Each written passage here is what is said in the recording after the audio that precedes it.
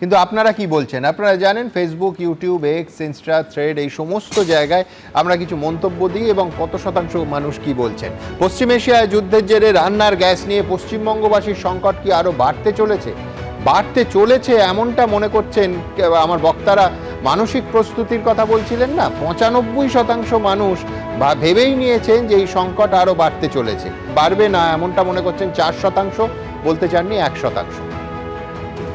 গ্যাসের সংকটে ঝাঁপ পড়তে চলেছে কলকাতার বহু রেস্তোরাঁ ও মিষ্টির দোকানে। পরিস্থিতি কি আরও ঘোরালো হবে?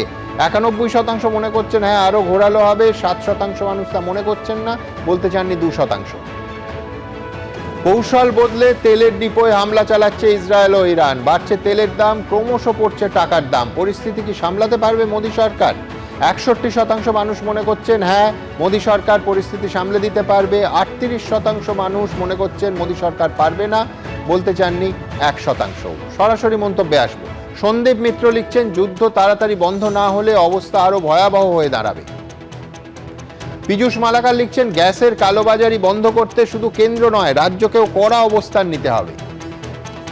শর্মিষ্ঠা দত্ত লিখছেন, যুদ্ধের আঁচ যথাসম্ভব যাতে কম লাগে সেদিকে প্রশাসনের নজর থাকা দরকার। সৈকত বর্মন লিখছেন, কেন্দ্র আর রাজ্য তেলের ওপর থেকে কর কমিয়ে সাধারণ মানুষকে স্বস্তি দিক।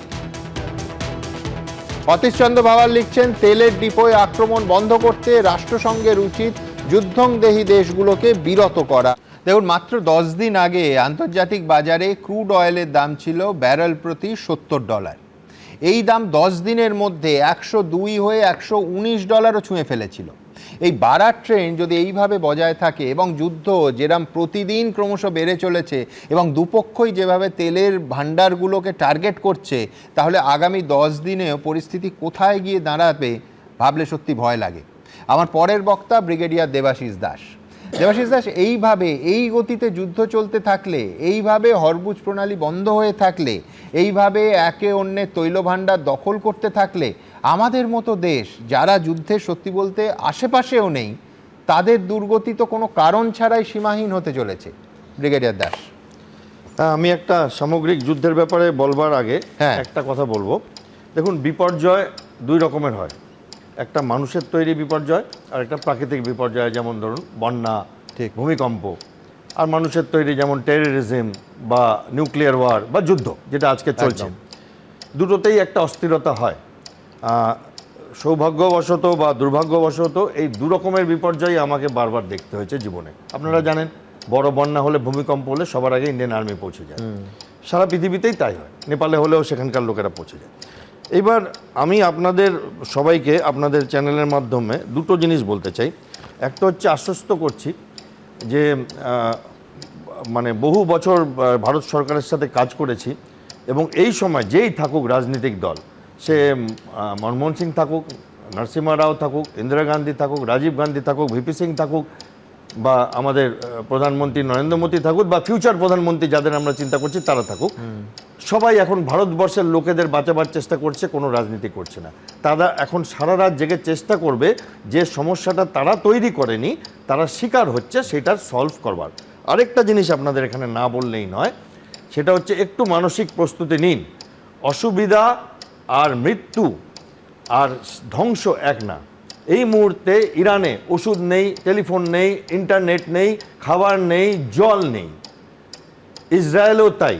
এবং 9টা গালফ দেশ ফেসে গেছে এদের সাথে যুদ্ধ করে, যার থেকে আমরা সবাই সাফার করছি।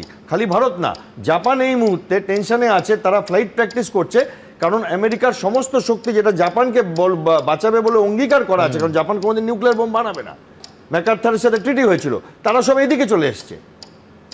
চায়না অদ্ভুত কিছু বিহেভিয়ার করছে, যাতে লোকে ভাবছে চায়না হয় স্পাটলি আইল্যান্ড, নয় তাইওয়ান, বা নয় জাপানের সেনকাকু আইল্যান্ডকে কিছু করবে, এবং কেউ আটকাতে পারবে না পৃথিবীতে। এখন পৃথিবীতে যা ডামাডোল চলছে, ইউনাইটেড নেশন বলে কিছু নেই। তো আপনারা একটু মানসিক প্রস্তুতি নিন।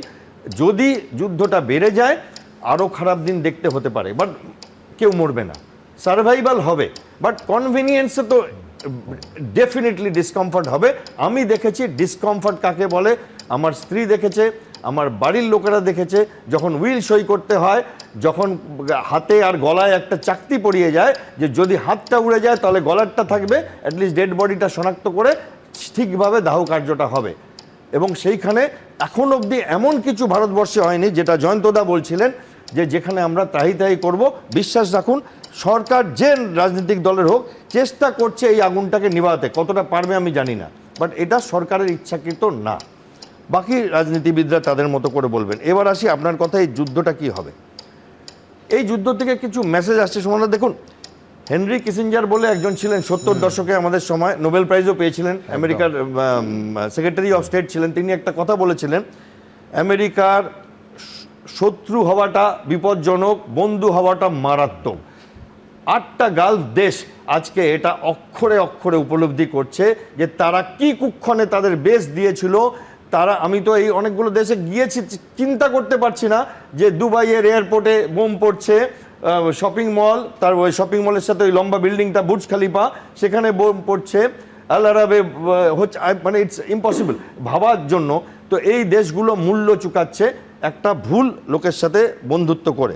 আরও কিছু জিনিস আসছে, যেমন ইরানের তো এতক্ষণে হেরে যাওয়ার কথা। ট্রাম্প নিজে বলছেন 5000টা টার্গেট মেরেছি, ইসরায়েলও মারছে।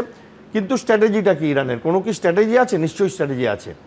এখানে একটা ব্যাপার, ইরান একটা স্বৈরতান্ত্রিক দেশ হলেও স্বৈরতন্ত্র এসছে মিলিটারি কু দিয়ে না, স্বৈরতন্ত্র এসছে রিভলিউশন দিয়ে। যেমন ফ্রেঞ্চ রিভলিউশন হয়েছিল, যেমন চাইনিজ রিভলিউশন হয়েছিল, যেমন জার হয়েছিল রাশিয়াতে। ফলে সাপোর্ট কিছু আছে, এখন তারা আরও ইউনাইটেড হয়ে গেছে। একটা সময় ছিল জানেন, IRGC যেটা বলে রেভলিউশনারি গার্ড, আর ইরান আর্মি প্রায় ধরুন আপনার 6 লাখ, IRGC 2 লাখ। এদের মধ্যে একটা বনিবনা হতো না। পাকিস্তানে যেমন পাক আর্মি আর ISI, তেমনি এখন কিন্তু এরা জয়েন্ট হয়ে গেছে। এখন রাস্তায় লোক বেরিয়ে এসে এই মোস্তফাকে সাপোর্ট করছে।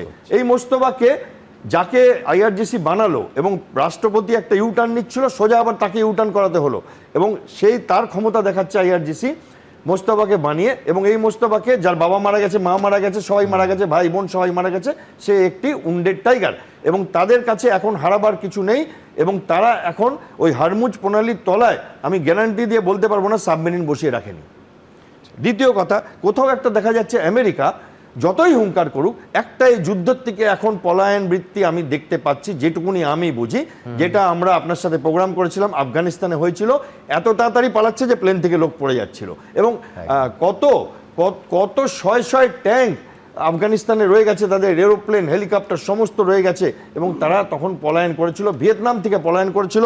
পলায়ন করবার নীতি আমেরিকার আছে, এবং তারা এই যুদ্ধ থেকেও এখন একটা পরিত্রাণ চাইছে, কারণ ট্রাম্পের ডোমেস্টিক পপুলারিটি কমে যাচ্ছে, বাই ডে চলে যাচ্ছে। এবং এই অস্থিরতাতে লাভ হচ্ছে একমাত্র রাশিয়ার, লাভ হচ্ছে চায়নার কেন লাভ হচ্ছে? সাউথ চায়না সি ফাঁকা, এবং আমেরিকার ট্যাকটিক স্ট্র্যাটেজি সব ওরা জেনে যাচ্ছে যে কিভাবে ওরা রিয়াক্ট করবে যুদ্ধেতে। পরের যুদ্ধের জন্য তারা তৈরি হচ্ছে, আর রাশিয়া তেল বেচে ফুলে ফেপে যাচ্ছে। ইসরায়েল নিয়ে দুটো কথা বলবো।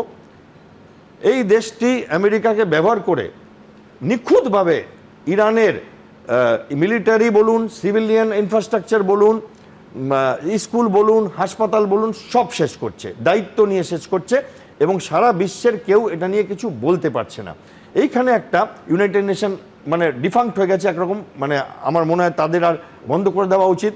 এবং এইখানে একটা মেসেজ যাচ্ছে সারা পৃথিবীতে যে যদি শক্তিশালী না হও, যদি নিউক্লিয়ার পাওয়ার না থাকে, যেন তেন প্রকারণে জোগাড় করো। শুনতে পাচ্ছি ইরান নাকি নর্থ কোরিয়ার থেকে জোগাড় করবার চেষ্টা করছে, এবং তারা নাকি তাদের তেল দিবে।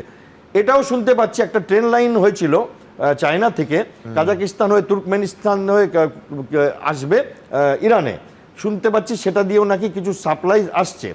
আজকে ইরানের ফরেন মিনিস্টার বলেছেন 1000 বছর যুদ্ধ চালাবো দরকার হলে। তো এইখানে আসে যে রিভলিউশনারি ফোর্সেস, তাদের কিন্তু সব গিয়েও একটা জিত থেকে যায়, সব গিয়েও একটা থেকে যায় শক্তি, যেইটাকে আফগানিস্তানে আমরা দেখেছি। ইরান কিন্তু আফগানিস্তানের ডবল সাইজ। ফলে এই যুদ্ধ বাড়তেও পারে, আবার হট করে হয়তো ট্রাম্প পুল আউট করে যেতে পারে অন্যদের দায়িত্ব দিয়ে। আর পাকিস্তান ফেসে গেছে, কারণ তাকে একদিক দিয়ে ইরানকে ভালোবাসতে হবে, পাকিস্তানের রাস্তায় রাস্তায় লোক বেরিয়েছে, আবার একদিক দিয়ে আমেরিকাকে ভালোবাসতে হবে, সৌদি আরবকে ভালোবাসতে হবে। তারা কি করবে জানে না। আর একটা কথা বলে শেষ করব। আজকে অস্ট্রেলিয়াতে কালকে একটি উমেন্স ফুটবল টিমের 5 জন প্লেয়ার তারা ওখানে খেলছিল, এবং তাদের দেশে ফেরার কথা, তারা দেশে ফিরতে চাইছে না, কারণ তারা ন্যাশনাল অ্যানথেম গাইনি বলে তাদেরকে ট্রেটার বলা হয়েছে। ওরা বলছে মেরে দেবে, পলিটিক্যাল অ্যাসাইলাম চলছে। তো সারা পৃথিবীটা অশান্ত হয়ে আছে। আমাদের শক্ত করতে হবে এবং পরিস্থিতির আরও মানে শক্তিশালীভাবে মোকাবিলা করবার জন্য মানসিক প্রস্তুতি নিতে হবে, তাহলে বেরিয়ে আসব। আর আমার মনে হয় এইখানে কোথাও একটা ইরানকে যেমন ভাবা হয়েছিল সিরিয়া, লিবিয়া বা গাজা স্ট্রিপের মতো ধ্বংস হয়ে যাবে, সেটা দেখতে পাচ্ছে না। এবং ট্রাম্পের একটা কোথাও আশঙ্কা হচ্ছে যে হয়তো আমি একটা বাজে যুদ্ধে ফেসে যাচ্ছি, যেটাতে আমি একটা নোবেল পিস প্রাইজ চেয়েছিলাম শান্তির জন্য, এখন আমি অশান্তির জন্য আর কি সারা পৃথিবীতে ইতিহাসে জায়গা একদম। নেব। এবিপি আনন্দ, এগিয়ে থাকে, এগিয়ে রাখে।